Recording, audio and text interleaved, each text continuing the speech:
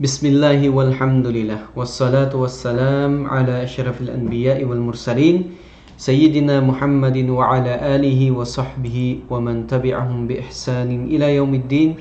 Wa ba'd, assalamualaikum warahmatullahi wabarakatuh. Unang-una, pinupuri natin ang Allah subhanahu wa ta'ala na tanging Panginoon at Diyos ng sanlibutan. Naway ang habag at pagpapala ng Allah subhanahu wa ta'ala ay mapasa ating mahal na propeta na si Muhammad sallallahu alaihi wasallam, ganun din sa kanyang mga kasamahan at sa kanyang mga pamilya at sa lahat ng mga taong tumahak ng kanyang landas hanggang sa uling araw. Ngayon po mga kapatid ay pagpapatuloy po natin yung pag-aaral natin sa wikang Arabi at alhamdulillah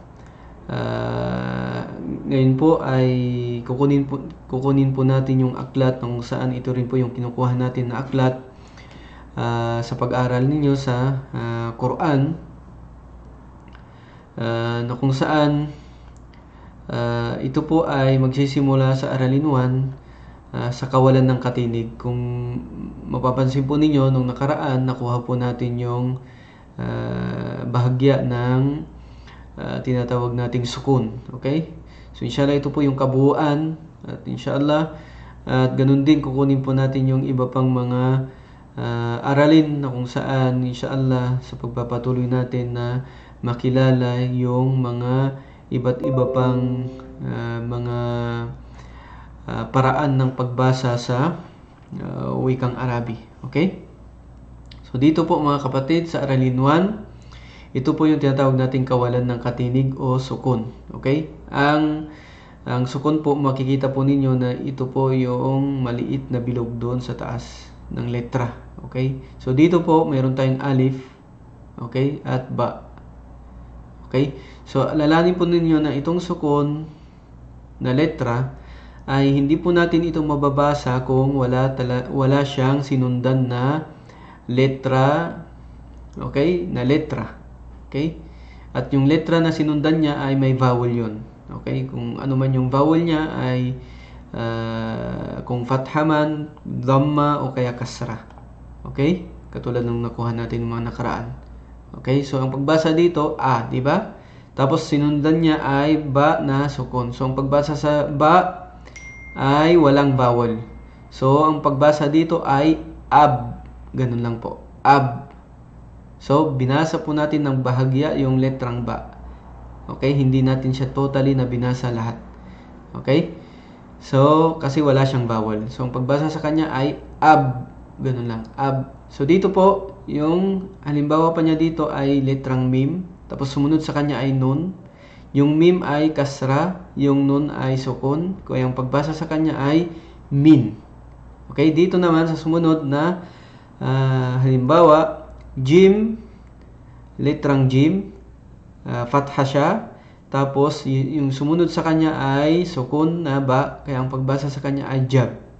Okay? Jab. Okay? Dito, basahin natin ang bilog na ito, ito yung sukun. Sa ibabaw ng titik ay tinatawag na sukun. Ito ay nagpapahiwatig na ang ganitong titik ay hindi sinusundan ng anumang tunog ng katinig. So wala po itong vowel. Subalit ang alpabetong may sukun ay dinudugtong kasama ang sinundang alpabeto. So ibig sabihin, yung sukun na ito na letra ay sinusundan siya ng letra, okay, ng isa pang letra.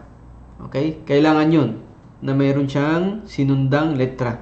Kasi kung wala siyang sinundang letra ay hindi po siya mababasa.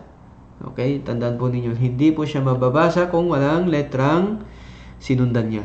Okay? So dito, sa halimbawa niya mga kapatid, babasahin natin. Okay? Ito, yung una dito, ganito tayo magbasa. Okay? Pahalang. So, alif. Okay? Fatha siya, tapos yung ba, sukun. Kaya ang pagbasa sa kanya, ab. Okay? Yung alif, dhamma, yung kaf, sukun. Kaya ang pagbasa sa kanya, uk. Okay?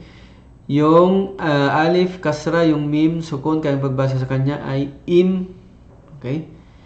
Yung alif, fatha, kaya yung gain ay kasra, kaya ang pagbasa sa kanya ay ag. Okay? Dito naman, Yung alif dito, actually ito, kasra siya. Okay? Kasra dito. May kasra siya. Nakalimutan nilang ilagay. Tapos ba, sukun. Kaya ang pagbasa sa kanya, ib. Okay? Dito naman, alif, fatha. Tapos lam, sukun. Kaya ang pagbasa sa kanya, al. Dito naman, alif, dhamma, yung nun, sukun. Kaya ang pagbasa sa kanya, un. Dito, yung alif niya, kasra, yung ghain, sukun, kaya yung pagbasa sa kanya ay irg. Okay? Dito, yung alif, dhamma, yung ba, sukun, kaya yung pagbasa sa kanya, ub. Dito naman, yung alif, fatha, yung dal, sukun, kaya yung pagbasa sa kanya, ad. Dito, jim, fatha, yung nun, sukun, kaya yung pagbasa sa kanya, jan. Dito naman, yung alif, dhamma, yung ghain, kasra, kaya sukun, kaya pagbasa sa kanya, ug. Okay? So dito, ang pagbasa sa kanya, base sa pagkilala natin, aj. Okay? Aj. Dito, id. Okay? Dito naman, jin. Dito naman, din. Okay? Dito, ij. Okay? Ito, ud. Ito, ap. Ito, dur. Ito, uj. Ito, as. Ito, it. Ito, kul. Dito, af. Ito, is. Ito, ot. Ito, hum. Ito, ik. Ito, us. So, ito po yung pagbasa ng sukun. Okay? So, alalahanin po ninyo, yung sukun, wala po siyang vowel.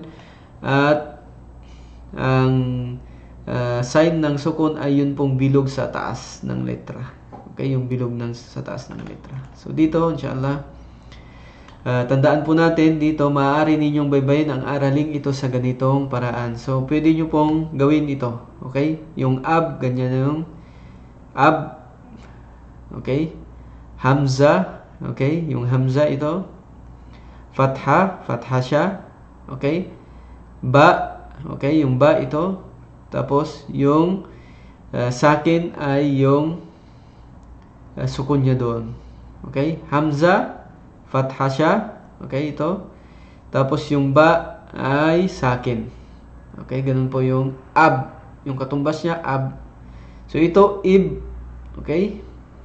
Hamza. So, hamza siya. Diba? Tapos, kasra. Okay. Kasra siya. Tapos, ba. Tapos, sakin. Kaya, ang katumbas niya, ib. Dito, ub. Hamza siya.